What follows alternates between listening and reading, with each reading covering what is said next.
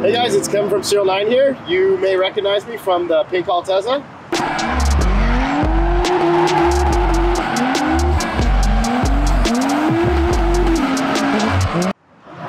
But today we're here to talk about my new 06 Lexus GS430. It's the generation after the 161 that we make the three fenders and all the other parts for.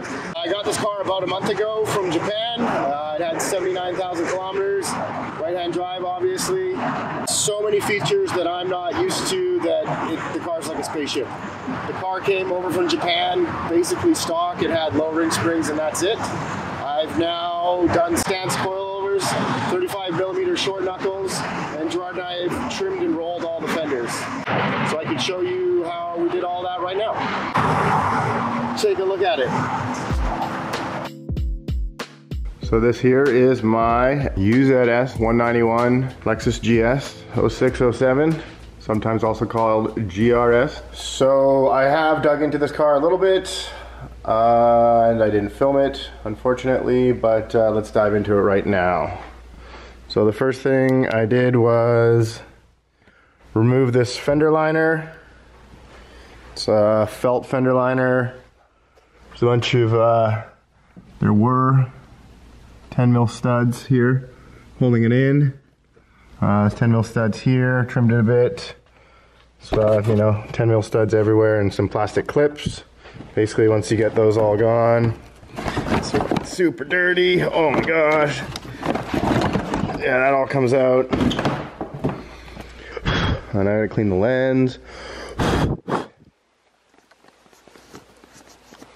Oh man, sorry about that, guys. Oh man, it's still floating around. So from there, basically I trimmed the fenders back. On a lot of these large Lexuses, that was already there, unfortunately. On a lot of these large Toyota sedans, there's 3 folds of metal. It doesn't roll very well, so you just trim it back like this. There are square holes up here, maybe 3 or 4 of them, where a plastic clip goes into, and into that screws just like a metal screw that holds a plastic trim piece along the fender, like here. Yeah, you want to take those out right away because they will basically just collect water, let your fender rust. So if you've seen Gerard's fender rolling video on Jake's JZX90, it's very similar. Just cut it back to the square, and that's basically all you're going to do on these cars. As you can see, it's pretty apart right now. I'm pretty delved into it. We have half of the subframe bushings on this vehicle are already in. Just waiting on the other half to get modified slightly. We have the diff bushings 100% in. So yeah, that's also super exciting. Trimmed fenders. Should be able to get this car pretty low. So I've kind of gotten into it on the front here as well. Cut and rolled the fender back. Give me a lot of clearance. Trimmed the inner fender as well. I'm probably gonna have to put some foam type stuff here to prevent water getting into the back of the headlight. This metal bracket here used to come out to about here for the bumper. It's quite big and definitely in the way of being a low VIP guy. So yeah, trimmed it all back to here. You can actually sort of see here the plastic bumper retainer came way out here. So that's all trimmed back. Fender's nice and rolled. And then this is a 35mm shortened spindle. Hopefully give me a bit of room before the upper contacts on the body there. Or until we can get our uppers in there, which will give a bit more clearance. Okay, so this car has much larger brakes than the Altezza or the Crown or any of that stuff. As you can see here, it's got 4 piston aluminum brakes. This is an upgrade for most other Toyotas, but Gerard had to take it off to roll the fenders, so I think I get to go put them back on.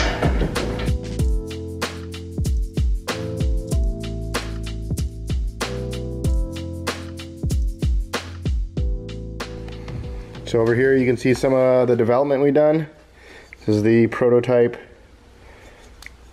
subframe bushing, 3D printed, test fitted in the car. Now we got the real ones. These are the OEM diff bushings from in the car. As you can see, they're in there already. This is a different tapered pin for the rear upper control arm on this car. It's not the same as the one we currently make. This is a little sneak preview of the new style of arms that will be on all the newer vehicles that we're making parts for. So it's a clevis, billet clevis that clamps onto external thread on the rod, and then a clamp style so that there's no jam nut there on the rod end on that style. So this will replace this. This arm will be this style. All the arms on this car will be this style.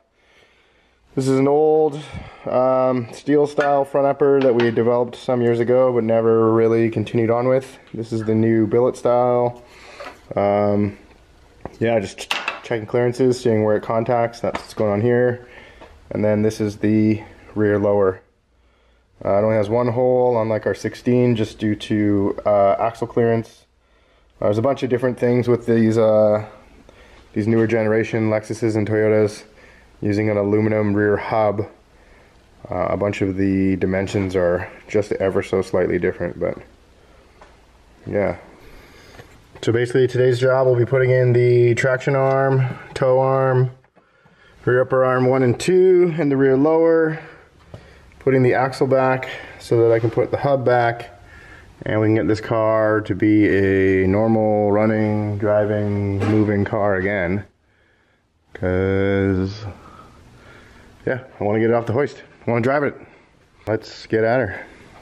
I should talk about this, but let's do it anyway. So what I've done here also, not everybody, I'm going to turn the bright down. Alright. So something I've done here that I did on the Altezza as well is I flip this toe bolt. Normally this toe bolt is the other way with the nut on this side, the bolt coming from here. I find on the Altezza and the Crown it's nearly impossible to get out of this, get the bolt out if it's the other way. Gerard says he can do it, but wasn't successful doing it on this car, so I flip them in advance as I do on all my cars to make it easier for me. I'm no expert, but feels like axle first. Alright, well, let's get into it. These are the axles out of the 430 here. They do not have a removable stub shaft that you can leave in the diff, so it all has to come out, and because of that you basically have to hang the knuckle or move the whole knuckle out the way to pull the axles. It's a bit of a pain in the butt. So what I wanted to do was try to run turbo JZX axles, or yeah, basically from like 110 axles. The inside's the same, but the outside is different. The OD of this ring here is different, and the length of the threaded portion here is different. So when you go to put the JZX axle in, it won't go in far enough because of that difference. So you could pop these ends off and put them on different axles, or do something, but that's not going to happen today. So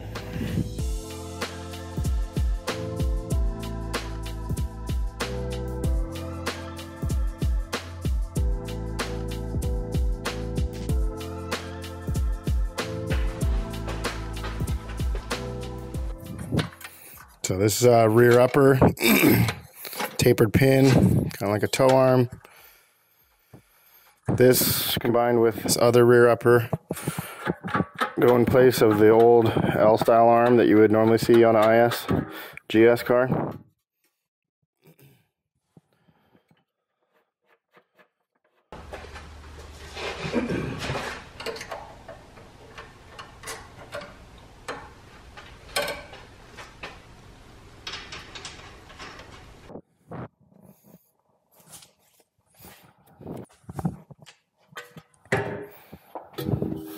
Now we'll do the tow arm. Take this nut off here. Allow us to pull the bolt and everything out. This part is not threaded, as you can see. Slides into that groove. Then when you turn this, it's moving the bolt. That's what gives you your toe adjustment on the stock. Put the toe arm through. Put the bolt. I mean, it's pretty obvious, but you don't want to do this. Oh, it actually won't even go together that way. Oh, cool. Way to go, Toyota. I guess the grooves are offset or a different shape. They're a different shape. One is more round, one is pointy. And you can't even make it the wrong way. Idiot proofed it. They knew I was coming. So there we go. Bolts through. I'm gonna make it less through so it's a little bit easier for me to put the washer on.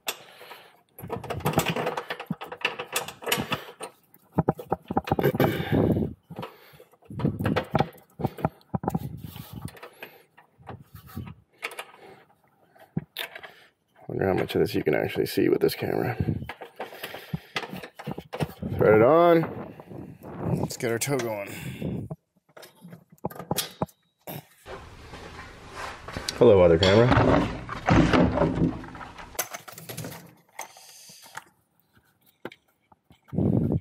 So the toe pin and the rear upper that also is a pin on these cars uses this very large nut with a integrated washer.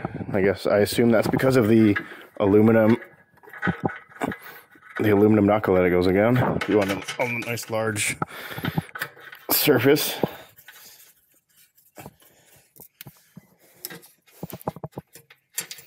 Get that taper seated in there. Oh, just popping out.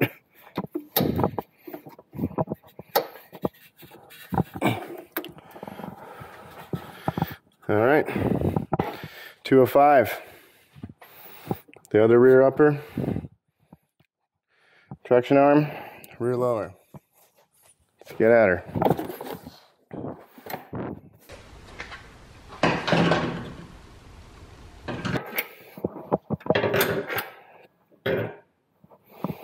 So if you've taken your subframe down, you're going to want to really make sure that this bolt is going through this way. When you put it back up, because it's going through this way, you're going to be dropping your subframe again. So that is something you want to make sure when you take it apart. If you're taking it that far apart, make note of that so you're not screwing yourself for later.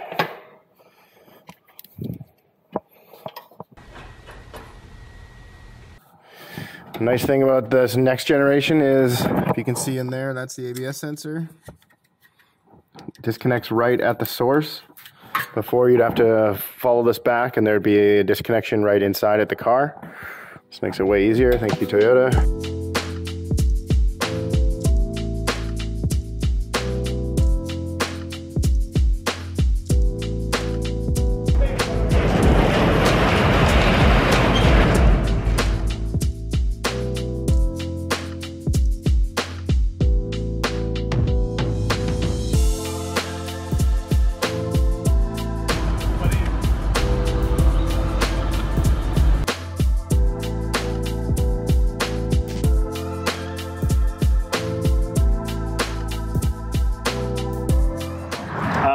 It's exciting to have the car in this state already, but to get it to where it needs to be, we're going to have to develop some parts. Over the next couple of months, we're going to be developing parts for this car, so stay tuned to the website and watch for more videos in this series.